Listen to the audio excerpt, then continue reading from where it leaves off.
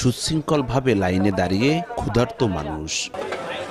কেউ পথচারী, কেউ ভ্যান বা ইজি বাইক চালক, আবার কেউ যাত্রী বিনামূল্যে নিচ্ছেন দুপুরের খাবার। ঢাকা ভাঙ্গা বঙ্গবন্ধু এক্সপ্রেসওয়ের উত্তর পাশে প্রতি শনিবার দুপুরে এভাবেই ভিড় লেগেই থাকে। মাটির পাত্রের সঙ্গে দেয়া হয় গরুর মাংস ভর্তা আর ডাল। পাশে স্থাপন করা হয়েছে গভীর নলকূপ। সপ্তাহে একদিন ভালো মানের খাবার খেয়ে খুশি অসহায় মানুষ।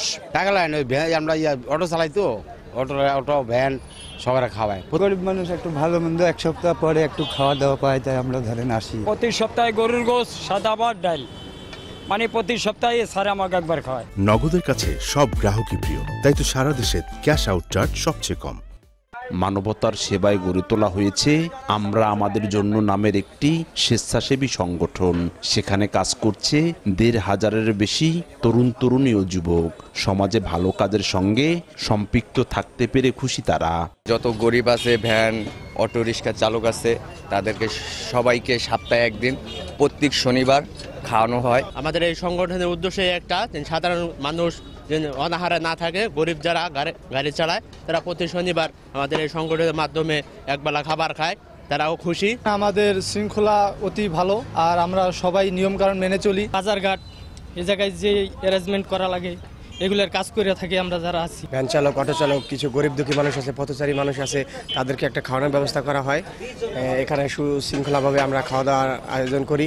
এখানে স্বেচ্ছাসেবক আছে, সবাই আমরা মিলেমিশে কাজ করি। মৃত্যুর আগ পর্যন্ত এই কার্যক্রম চালিয়ে যাওয়ার কথা জানান প্রতিষ্ঠাতা লিখন চৌধুরী। পরবর্তীতে এই হাল ধরতে চান লিখন চৌধুরীর একমাত্র ছেলে আয়মান ইলিয়াস চৌধুরী। আনন্দ ভাগাভাগি করে নিতে সবার সঙ্গে মাটির পাত্রে খাবার গ্রহণ করেন বাবা ও ছেলে। সারা জীবন অসহায় মানুষের পাশে থাকার কথাও জানান তারা। আমরা এবং আমাদের বন্ধু বান্ধব, আত্মীয় স্বজনের সহযোগিতায় আমরা এটা চালাই। হ্যাঁ, সপ্তাহে একদিন সাপ্তাহিক অতিথিশালা, একদম নিম্ন শ্রেণী যাদের ইনকাম হালাল, কিন্তু তারা বছরে হয়তো একদিন মাংস খাইতে পারে না, এদেরকে আমি চেষ্টা করি ৩-৪০০ লোক প্রতি সপ্তাহে খাওয়াতে। মানুষ একবেলা 1 কেজি গরুর মাংস কিনা খাওয়ার মতন সামর্থ্য রাখে না। তাই হঠাৎ করে আমরা একদিন বসলাম। তারপর আমার স্ত্রী যেহেতু মাইজবান্ডার শরীফের, উনি খুব খাওয়াতে পছন্দ করে, যে কোনো ব্যাপারে প্রচুর খাওয়া দাওয়া করাতে পছন্দ করে। ওর থেকেই উৎসাহিত হয়ে এই ব্যবস্থা করলাম। এটা আসলে অনেক ভালো লাগে, কিন্তু আবার একটু খারাপও লাগে যে মানুষ যে এত অসহায়, এটা বাইরে থেকে হয়তো বোঝা যায় না, কিন্তু এখন অবস্থাটা এমনই যে যেহেতু মানুষরা এতই অসহায়, তারা প্রতিদিন এখানে ৩০০ জন লাইন ধরে কিন্তু দাঁড়ায় থাকে সেই 2টা থেকে, এবং এই যে একটু খাওয়াইতে পারি এটাই আসলে অনেক ভালো। নগদের কাছে সব গ্রাহকই প্রিয়, তাই তো সারা দেশে ক্যাশ আউট চার্জ সবচেয়ে কম।